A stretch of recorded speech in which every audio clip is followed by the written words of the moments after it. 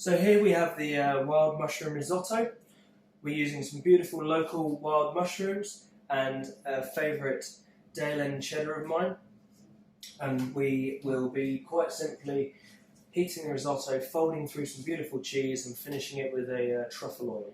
What you're going to need for this is 2 pans, one for frying your mushrooms and then a slightly larger pan for cooking your risotto. On a medium-high heat, we're going to just open up the risotto bag. Now in there we already have the butter, the creamy mushroom sauce and the risotto. We're just going to pop that into the large pan.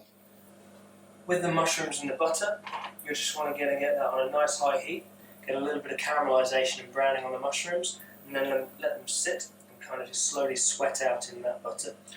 It'll be delicious.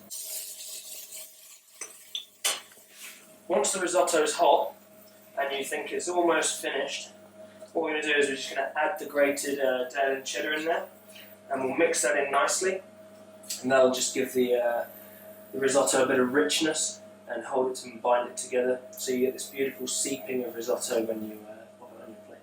So now we've got this beautiful, nice risotto with a lovely consistency. We're just going to spoon that onto the plate.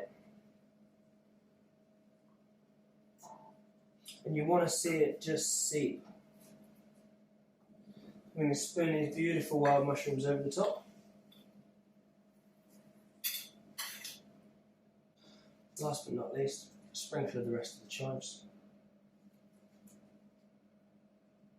And the piece de resistance, truffle oil. We can just drizzle that straight from the pot. Delicious. And serve.